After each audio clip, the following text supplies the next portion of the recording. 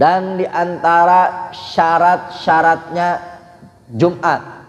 Jadi Jumatan itu sah kalau memenuhi syarat-syarat ini. Bagaimana sih Jumat itu biar sah? Syarat-syaratnya yang pertama khutbatani, 2 khutbah. Harus ada 2 khutbah. Kalau kita mau melaksanakan sholat Jumat harus ada 2 khutbah.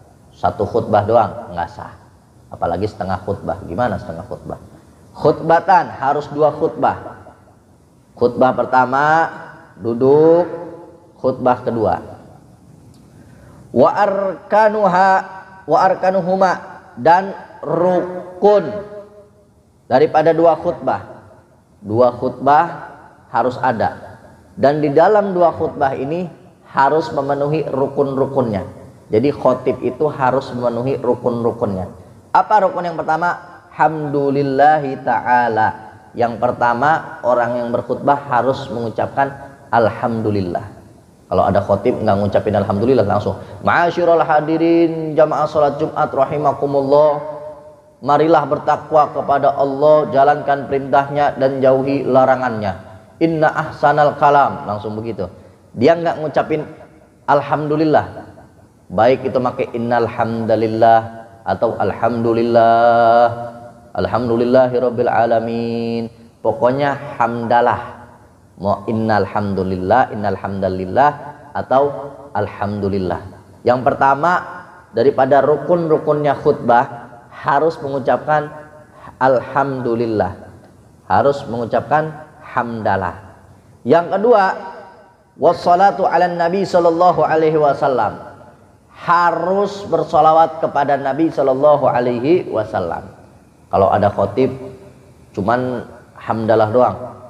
Innal hamdalillah nahmaduhu wa nasta'inuhu wa nastaghfiruh wa na'udzu billahi min syururi anfusina wa min sayyiati a'malina may yahdihillahu fala mudhillalah wa may yudlil fala hadiyalah.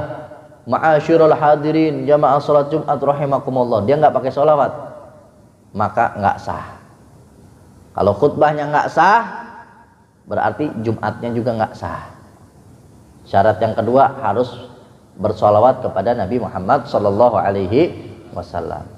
Wassalatu wassalamu ala Rasulillah Sayyidina Muhammad ibn Abdullah wa alihi wa ashabihi wa ma wala.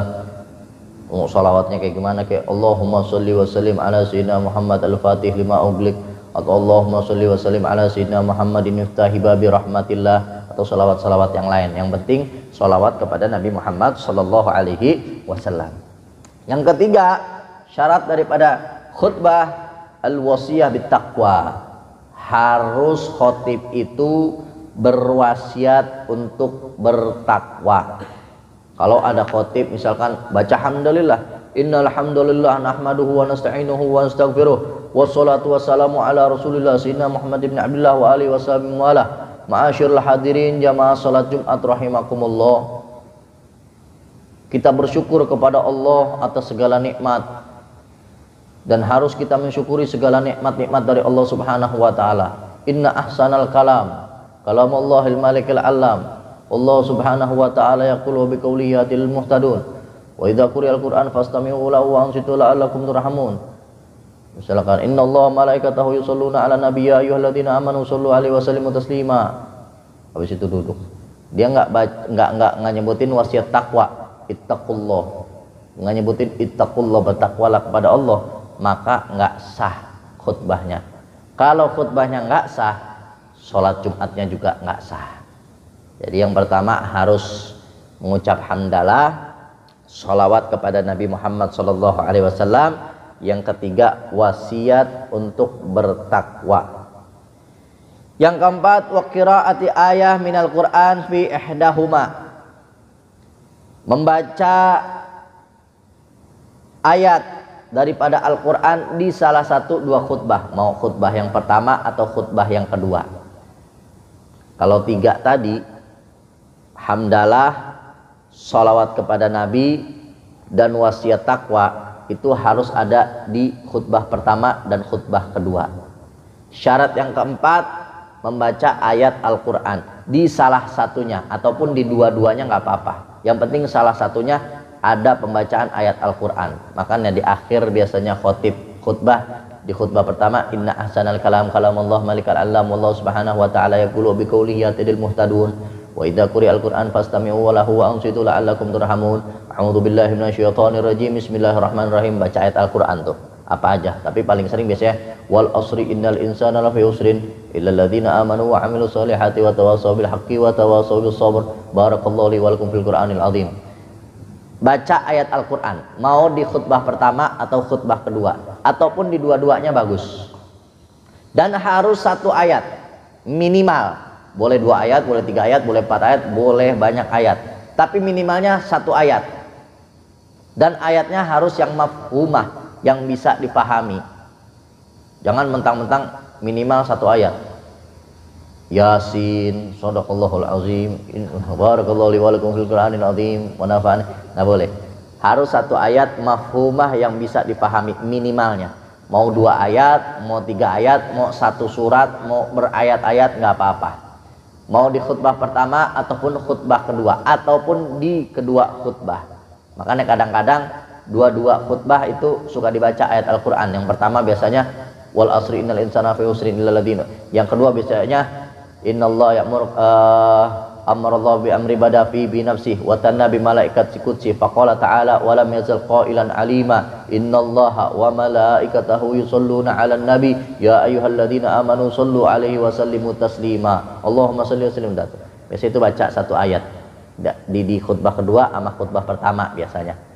Tapi yang wajib cuman di salah 1-2 khutbah itu harus ada pembacaan ayat Al-Quran. Itu rukun yang keempat daripada rukun-rukun khutbah.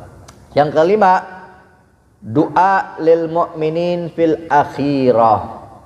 Doa buat orang-orang mukmin di khutbah kedua.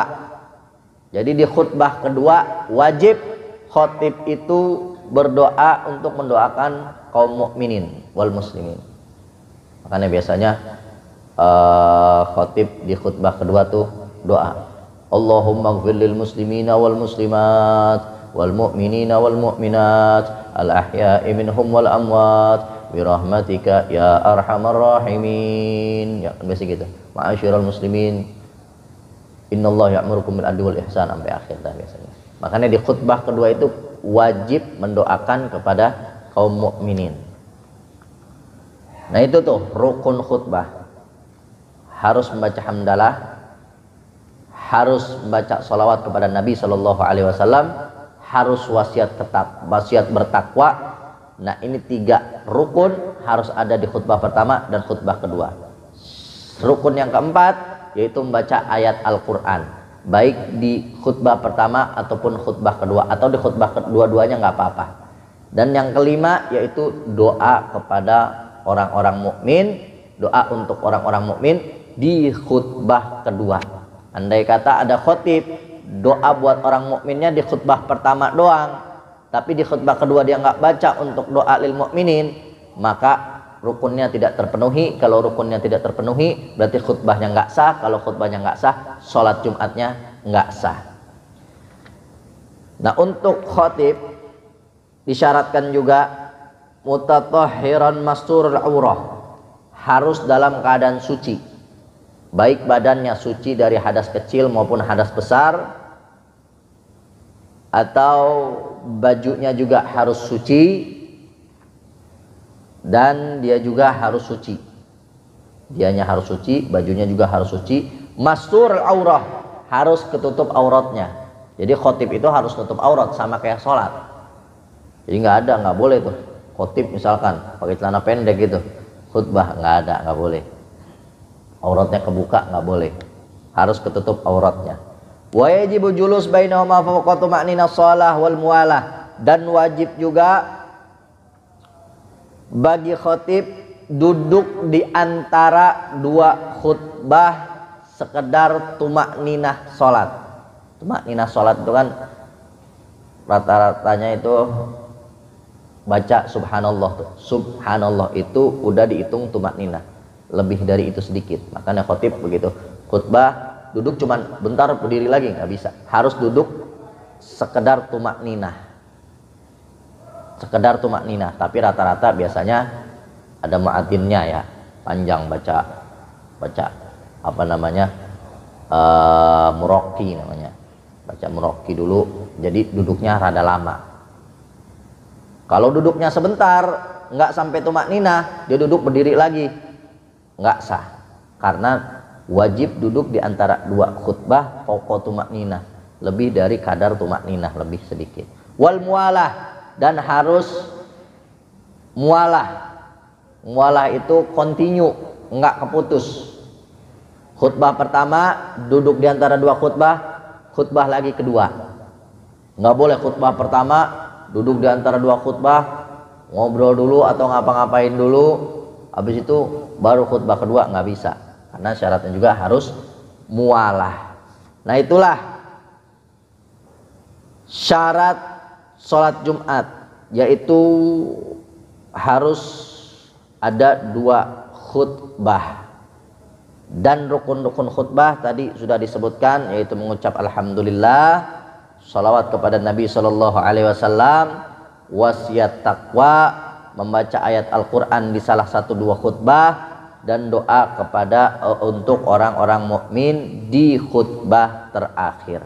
Dan bagi khotib wajib suci, wajib menutup aurat, wajib duduk di antara dua khutbahnya, dan wajib mualah kontinu, tidak terputus.